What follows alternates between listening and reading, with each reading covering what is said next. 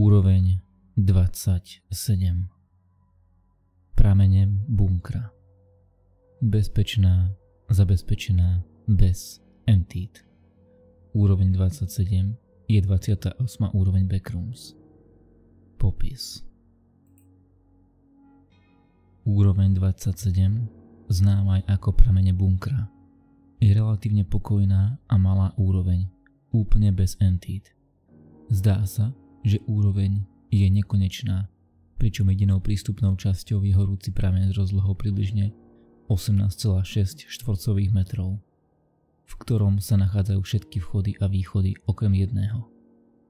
Voda v tomto horúcom prameni je pitná a bohatá na minerály. Cestovatelia, ktorí pili vodu z úrovne 27, uvádzajú pocity jasnej hlavy a zvýšenej energie. Priemerná teplota tejto vody sa pohybuje okolo 32,2 stupňa, čo je podobná teplota ako v bežne horúcej vani. Zo stien jaskyne vychádzajú dva otvory, ktorými dva malé vodopády odvádzajú novú vodu do prameňa. Malý bazén sa vypúšťa pomocou malého tunela pri rohu jaskyne, ktorý je príliš malý na to, aby ním človek fyzicky preliezol. Nepokúšajte sa ho preskúmať. Nie je známe, odkiaľ táto voda odteká a prichádza, ale zdá sa, že zdroj je nekonečný. Úroveň 27 je mimoriadne obľúbená medzi tými, ktorí sa zdržiavajú v úrovniach, ako je úroveň 11, a to vďaka ľahko dostupnému a neustálemu východu a vstupu. Ak sa rozhodnete navštíviť 27. úroveň, buďte ohľaduplní k ostatným cestovateľom, ktorých môžete stretnúť pri kúpaní v prameňoch. Neodporúča sa vstupovať do vody, ak sa v nej práve kúpe viac ako 30 iných cestovateľov. Je dokázané, že voda prameňa má blahodárne účinky na tých, ktorí sa v nej kúpu aspoň hodinu. Cestovatelia neustále uvádzajú, že sa cítia menej vystresovaní, pokojnejší a optimistickejší ako predtým.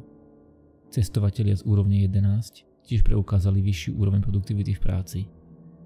Je tiež známe, že voda pomáha zmierňovať drobné fyzické ťažkosti, ako sú bolestivosť, modriny, vyrážky, akné a malé rezné rany.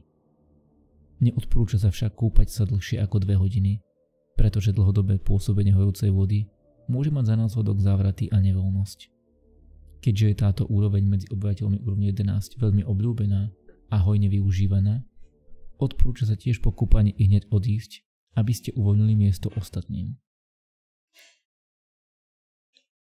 Bolo zistené, že steny jaskyne sú vápencové.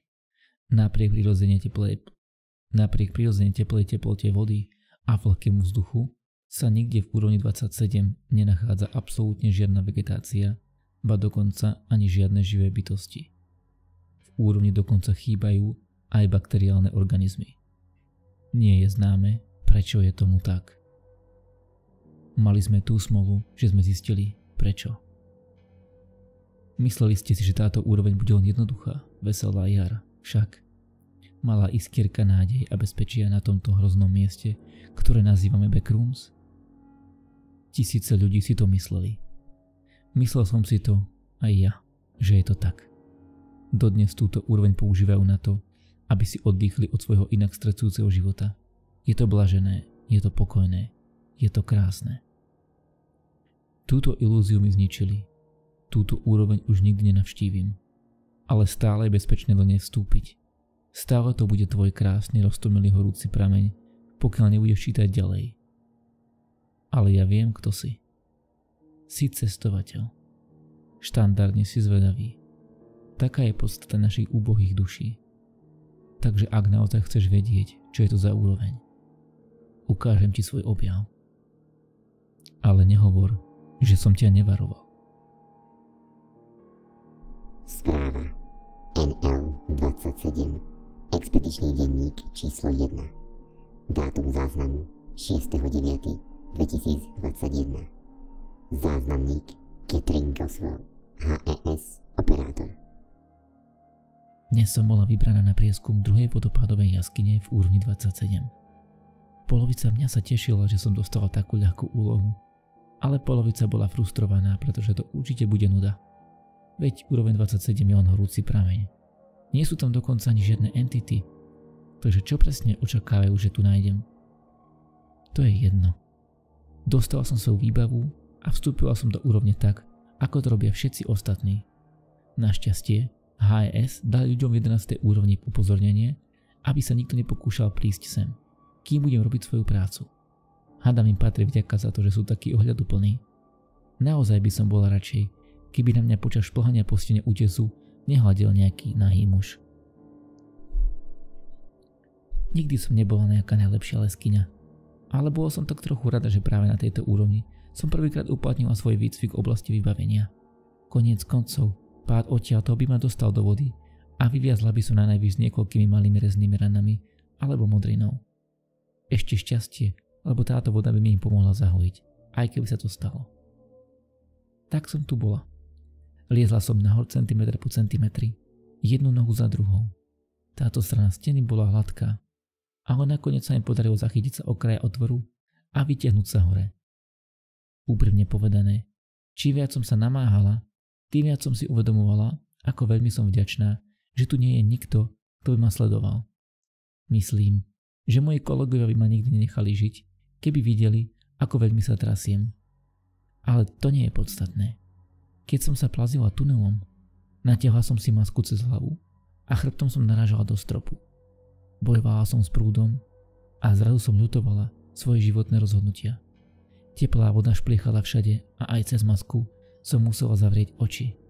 Fuj, to mi vyvolalo veľmi príjemné spomienky na vierenie v istej stredoškolskej kúpeľni.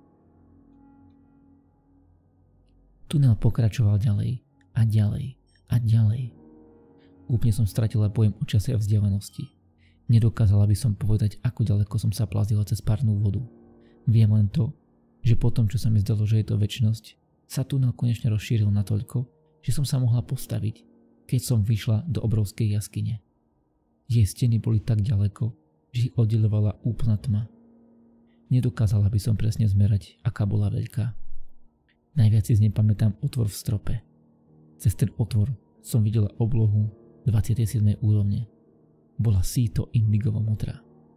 K východu viedla hromada skál, ktorá sa dvíhala z vody.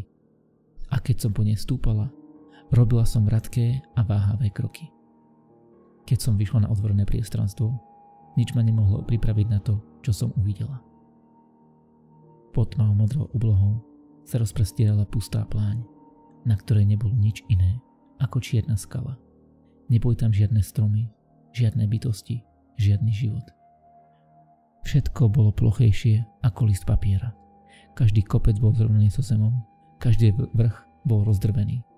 Každá civilizácia bola vymazaná a všetko, čo bolo najvyšším vrcholom od najmenšieho mraveniska, bolo preč. Nebolo tu nič okrem čiernej skaly, ktorá skála pri mojich nohách a pokrývala celý povrch ako odporná neskoršia čierna farba. Búrkový kameň.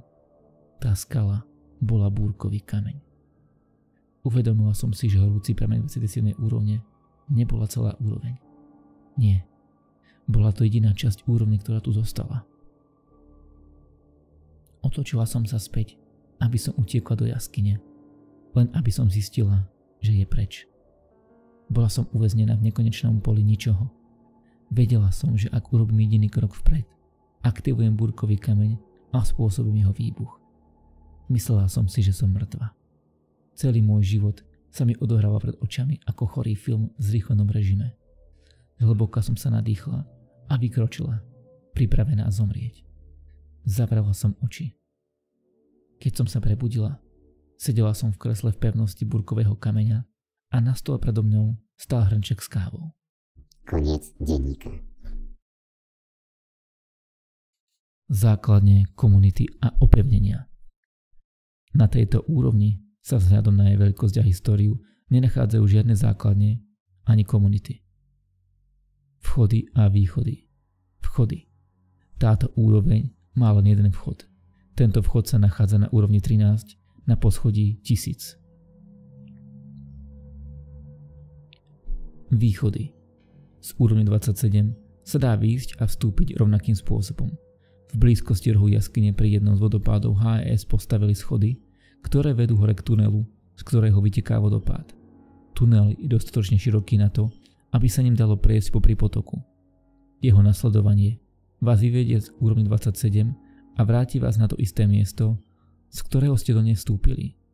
Do úrovne 27 sa dá ľahko vstúpiť tak, že funkčnú sprchu alebo vaňu nastavíte na najteplejšie nastavenie a počas pobytu v nej zatvoríte oči. Najobľúbenejší spôsob vstupu do 27. úrovne je cez 11. Tým sa vždy dostanete k vchodu do tunela, kde môžete zostúpiť po schodoch a vstúpiť do prameňov. Do druhého tunela s vodopádom nelezte. Nevedie nikam.